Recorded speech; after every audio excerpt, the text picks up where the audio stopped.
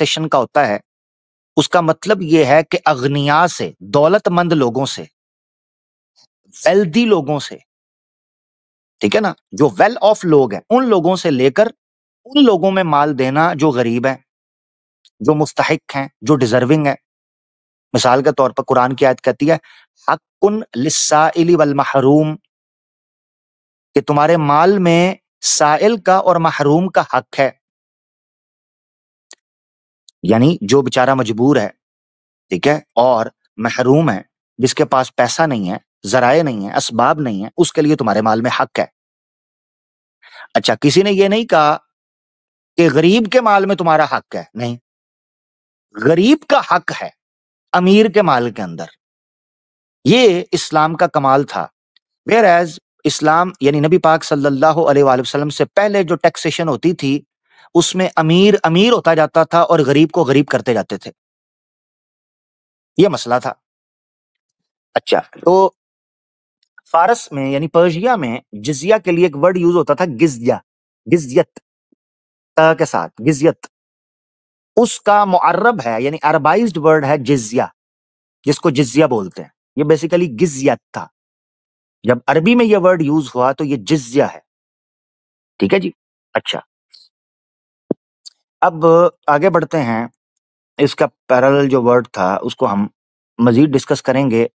مگر یہاں تین بنیادی چیزیں ہیں جن کو میں ڈسکس کرنا چاہ رہا ہوں،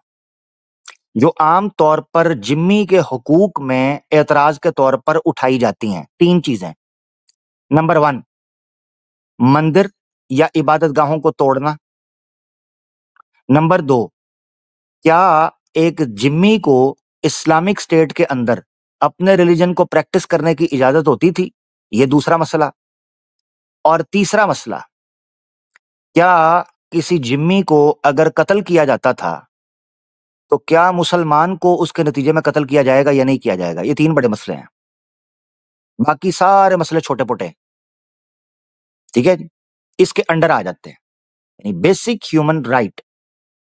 کہ آپ کی جان، آپ کی لائف سب سے ٹاپ پہ، سب سے امپورٹنٹ ہوتی ہے۔ تو عام طور پر مسئلہ جو ہے وہ ان بنیادی چیزوں کے اوپر آپ کو سننے کو ملتا ہے، انہی کو ڈسکس کریں گے۔ سب سے پہلے قرآن کی آیت ہے جو کرسٹل کلیئر آپ کو بتائے گی کہ کسی قسم کی عبادت گاہ جو ہے اس کے توڑنے کی اجازت اسلام میں نہیں ہے۔ نہ صرف یہ کہ یہ، بلکہ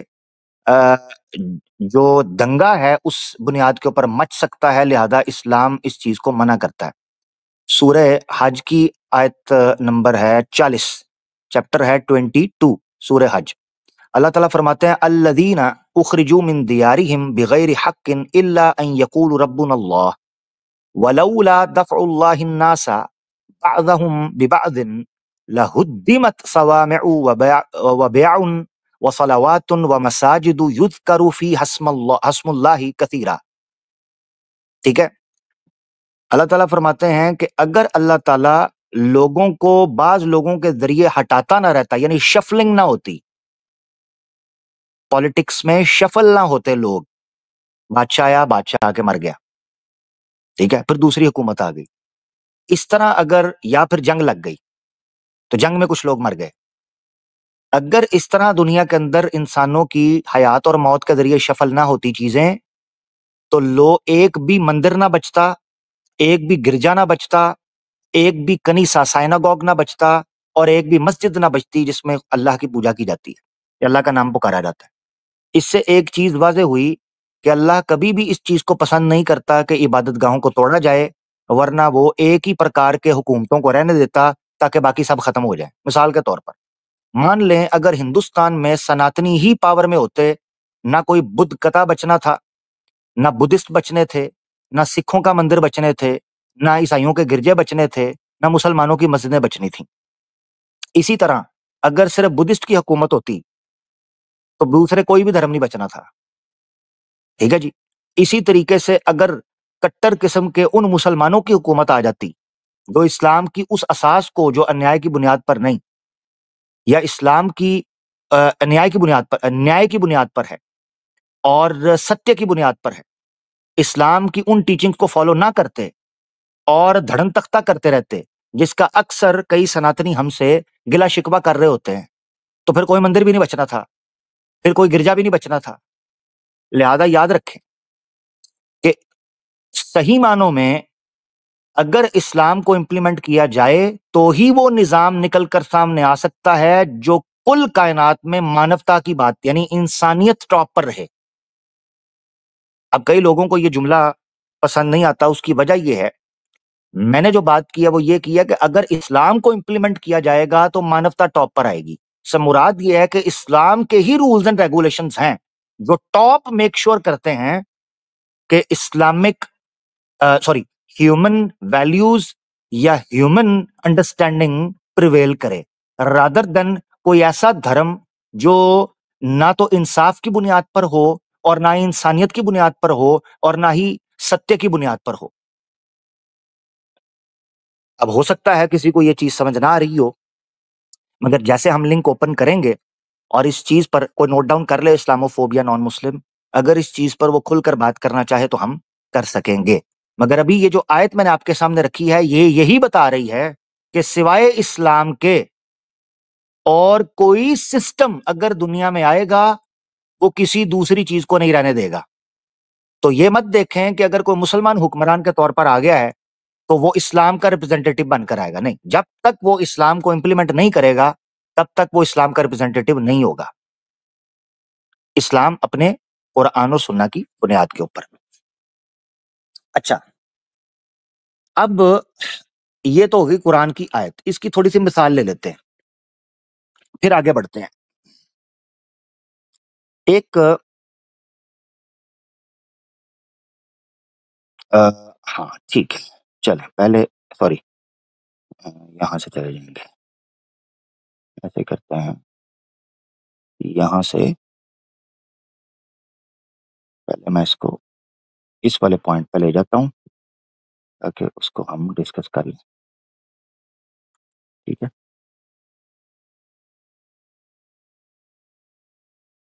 یہ ٹھیک ہے جی، یہ آپ کے سامنے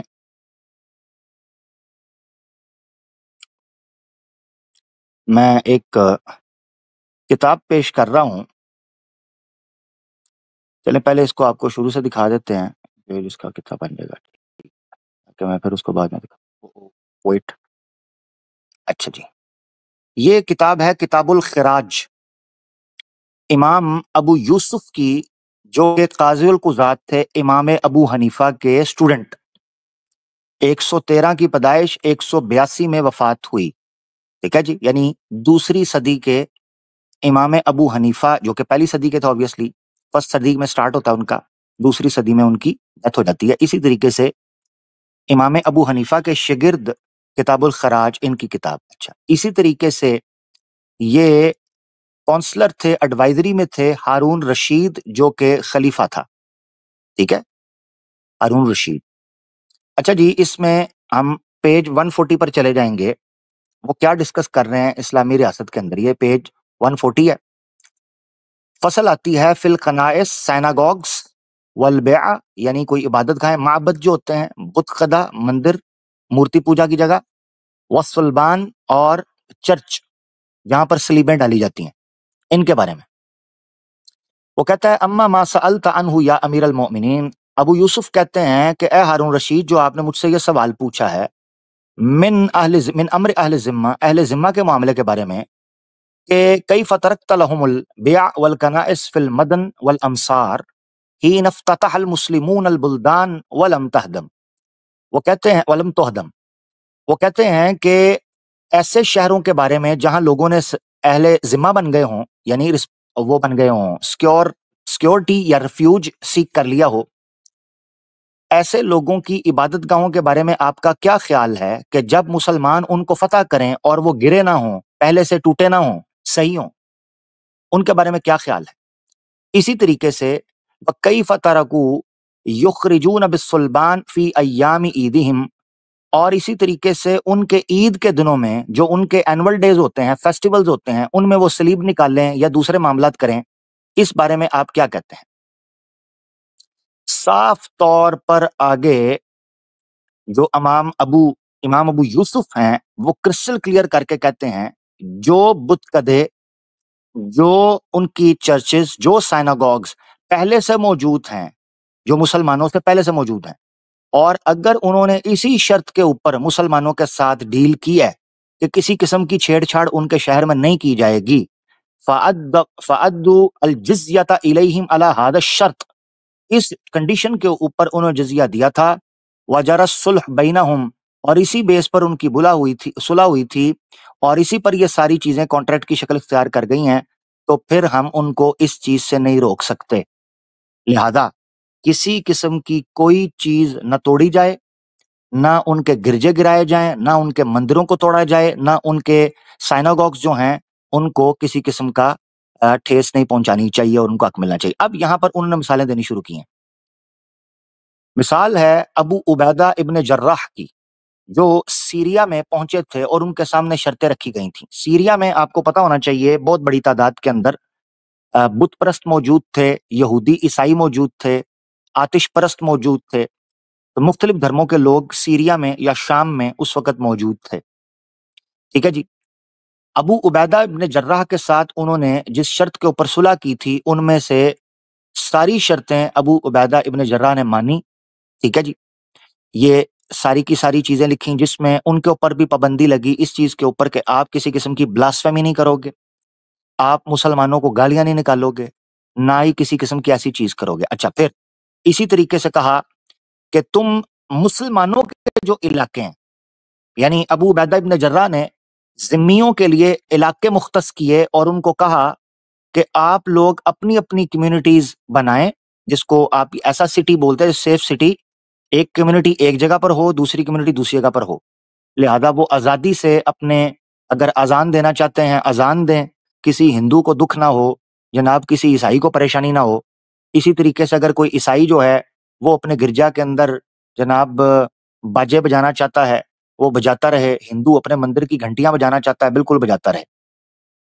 تو ولا يرفعوا في نادي اہل الاسلام صلیبا، اہل اسلام یعنی مسلمانوں کے محلے کے اندر سے آپ کی صلیب نہیں گزرے گی۔ ولا يخرجوا خنزيرا من منازلهم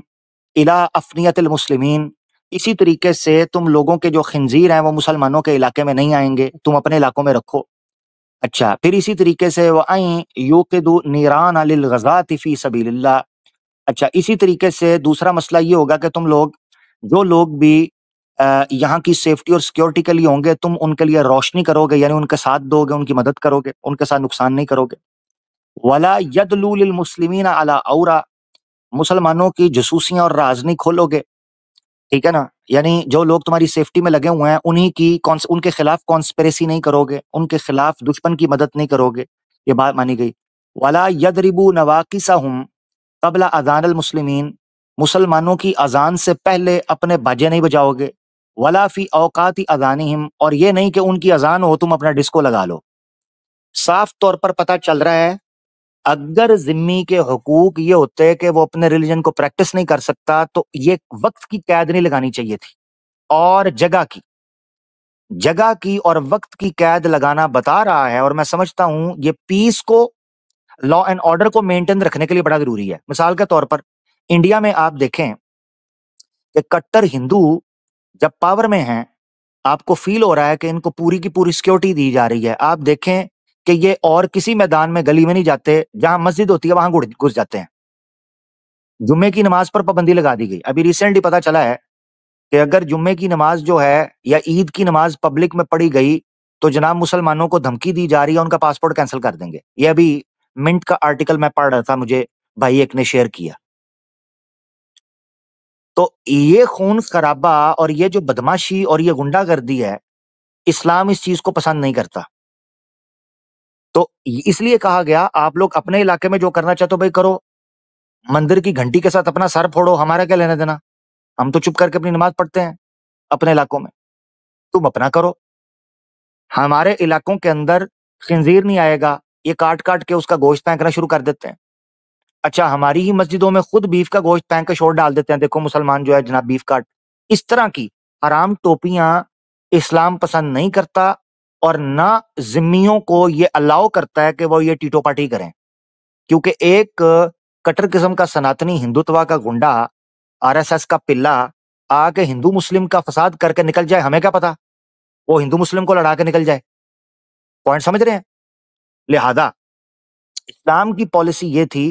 कि किसी किस्म की कोई मिस हैंडलिंग नहीं होगी, किसी किस्म की कोई कॉन्स्पिरेसी नहीं होगी, किसी किस्म की कोई एक दूसरे के खिलाफ बगावत नहीं होगी।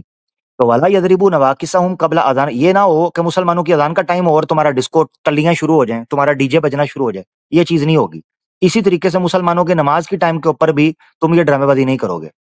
यहां तक कि ये चीज जब उन पर लगी कि वला यखरुजु रायात फी अय्यामी ईदिहिम, कि वो युखरिजूस होना चाहिए, ठीक है, वला युखरिजु रायात फी अय्यामी ईदिहिम, कि तुम अपनी ईद के दिन भी झंडे नहीं निकालोगे अपने, ये बंदी। अच्छा, ये पाबंदी तो लगाई गई कि तुम असलहा पहनकर ईद के दिनों के अंदर नहीं निकलोगे। याद रखें, मैं आपको एक चीज बताता हूं आसान लफ्जों के अंदर, एक पॉइंट समझाता हूं आपको, इस पॉइंट को काश आप लोग समझो। ये जो है, ये असला पहनने का कि क्यों रोका जाता था जिम्मियों को कि आपने असला नहीं पहनना या बाहर नहीं निकल। आप लोगों में से जिन लोगों ने ओवरसीज का ट्रैवल किया है, विजिट किया है, या ऐसे कौन लोगों को जानते हैं जो लोग ओवरसीज में हैं, तो आप उनसे ये इंफॉर्मेशन ले सकते हैं कि जिन लोगों ने अजाइलम सीख किया हुआ है ना, मिसाल के तौर पर इंडिया के कई सिख या किसान कम्युनिटी के लोग हैं, उन्होंने अजाइलम सीख किया हुआ है कनाडा में, ऑस्ट्रेलिया में।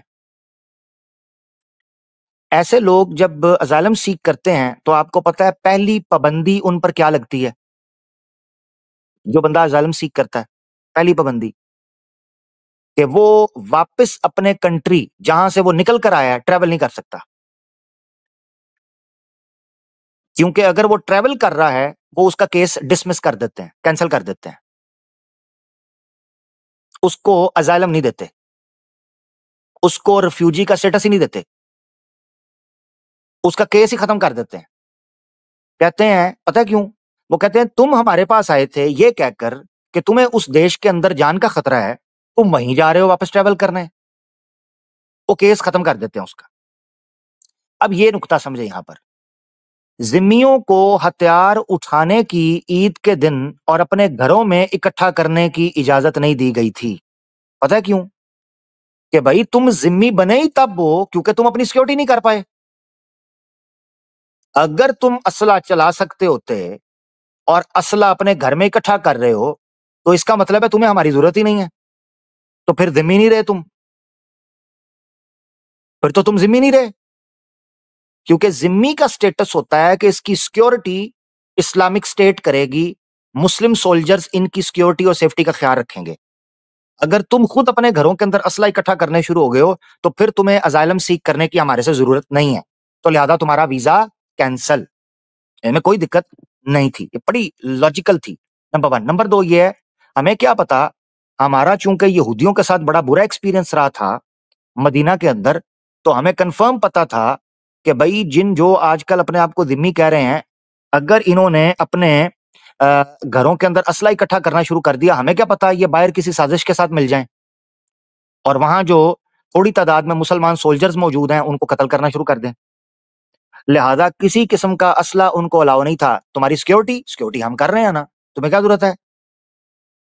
सिक्योरिटी क्या जरूरत है हथियार के लिए, हम कर रहे हैं।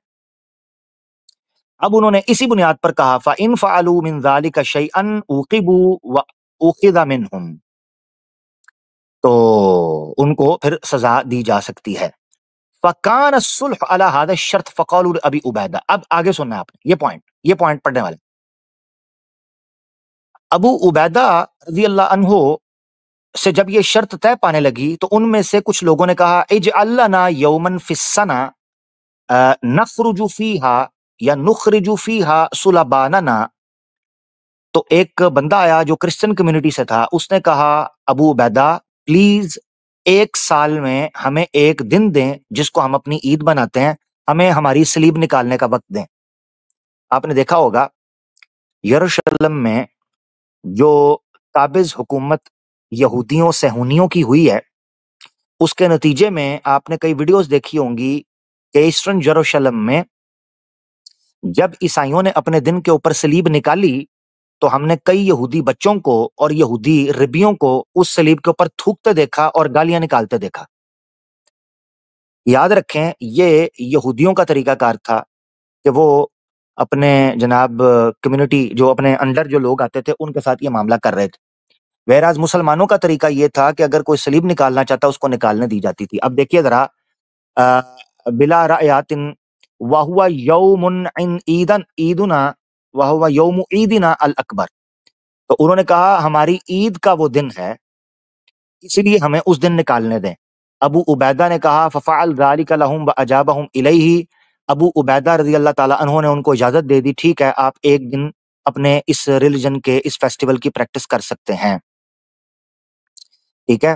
اچھا ولم یجدوا، تو یہ ابو یوسف کہتے ہیں کہ پھر ابو عبیدہ جس جو شرط کی تھی اس شرط پر ان کو پورا اترنا پڑا،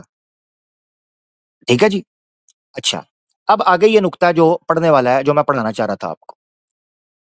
وہ کہتے ہیں فلما رآ، ابو عبیدہ کے اس طریقے کو دیکھ کر اہل الذمہ نے جب دیکھا وفاء المسلمین، مسلمانوں کی وعدہ وفائی، مسلمانوں کی لائلٹی جب دیکھی نا انہوں نے کہ یہ جو وعدہ کرتے ہیں اس کو پورا کرتے ہیں، لہم اہل ذمہ نے اپنے لیے، وحسن السیرۃ فیہم،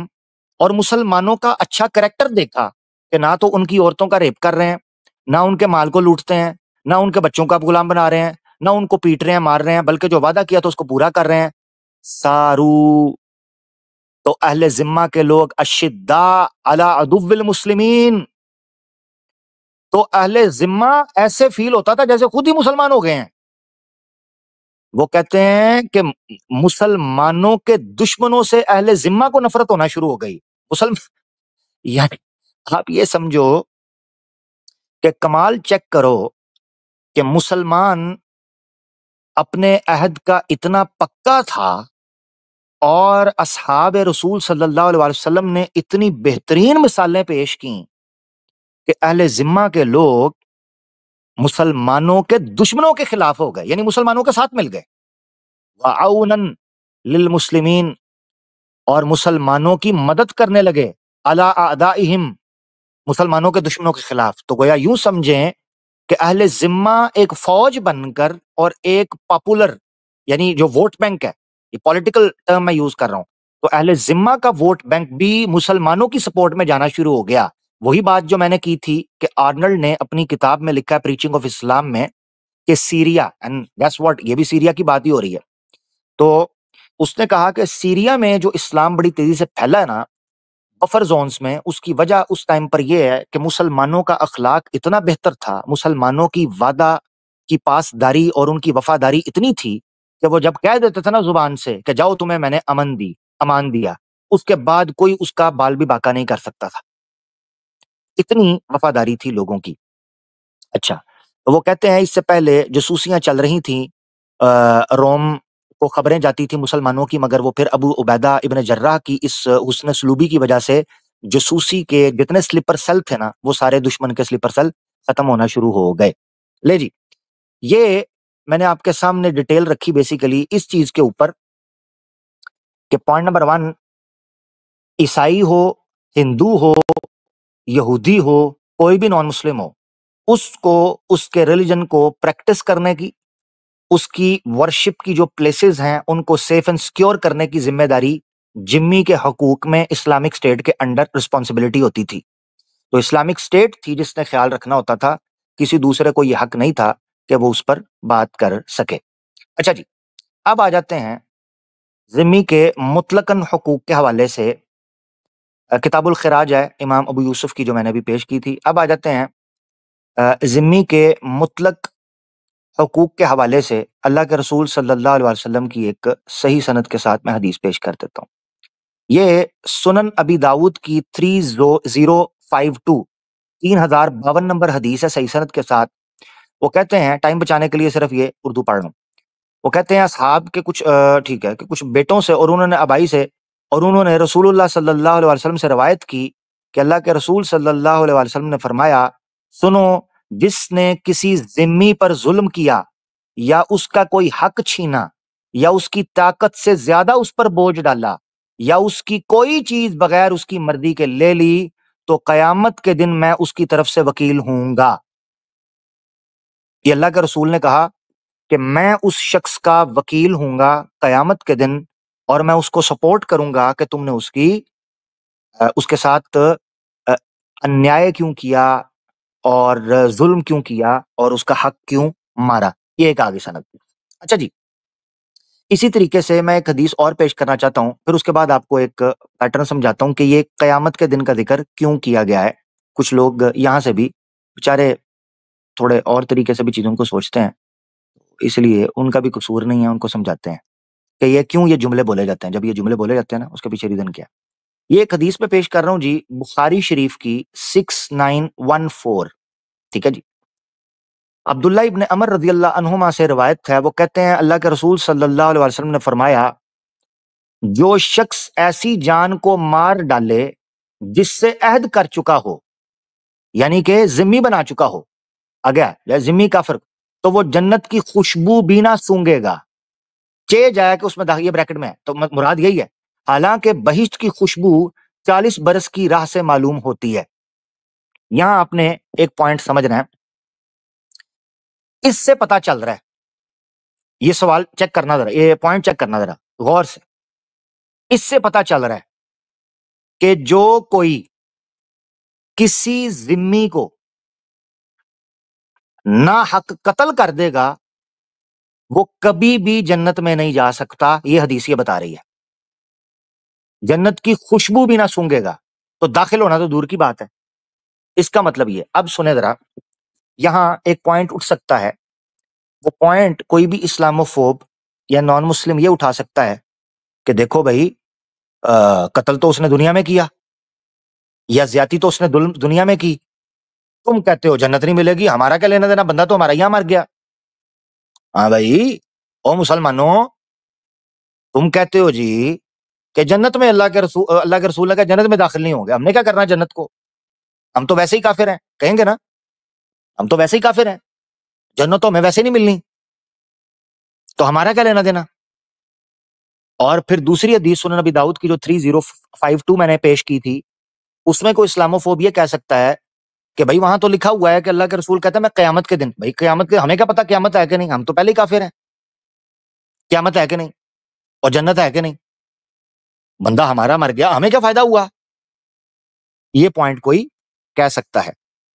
اس لیے میں نے کہا یہ دونوں حدیثیں پیش کر کے میں آپ کو کچھ سمجھاتا ہوں. یاد رکھیں، یہ دونوں حدیثیں پتہ کس چیز کو ڈیل کر رہی ہیں، ایک مومن کو. ابھی یہ معاملہ نہیں آیا کہ دوسری پارٹی کو کیا دیا جائے گا، یہ نہیں کہا جا رہا. یعنی یوں سمجھیں کہ ابھی اللہ کے رسول مومن کو مخاطب کر کے کہہ رہے ہیں کہ دیکھو، تم نے اسلام قبول کیا تھا اللہ کی رضا کے لیے، تم نے اسلام قبول کیا تھا جنت میں جانے کے لیے، یہی ہے نا، جنت میں جانے کے لیے.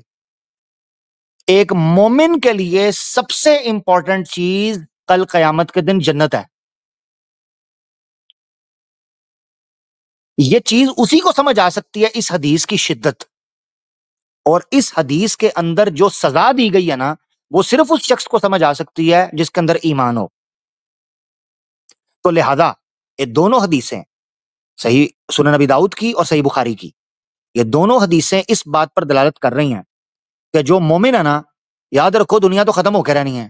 تم تو قائل ہو جنت کے، تو یاد رکھنا جنت میں جگہ نہیں ملے گی. اب 1 منٹ کے لیے میرا پوائنٹ سمجھنا، جس مسلمان کو اس دنیا میں ہی پتا چل جائے کہ اگر اس نے کسی شخص کو مارا اس کو جنت نہیں ملے گی، وہ کبھی اس کا بال بھی بانکا نہیں کرے گا. یہ ہے پوائنٹ جو اللہ کے رسول سمجھانا چاہ رہے ہیں، یہ یاد رکھو. ایک قاتل کو دیت بھی شاید قتل سے نہ روک پائے، دیت بھی، مگر اگر اس کو یہ بتایا جائے کہ تو ساری زندگی نیکیاں کرتا رہے، اس ایک مومن کو کہا جائے تو جہنم تیری پکی ہے، اس کی تو تباہ ہوگی نا آخرت، اس کا تو سب کچھ ختم ہو گیا. یہ صرف اور صرف ایک مومن کو سمجھ آ سکتی ہے جس کو اپنی ایمان، اللہ اور آخرت کی فکر ہو. اچھا جی، اب آ جاتے ہیں دوسرے اینگل کے اوپر. اور یہاں سے ہمارا دوسرا پوائنٹ شروع ہوگا کہ کیا کسی مسلمان کو، کوئی مسلمان اگر کسی کافر کو مار دے، یہاں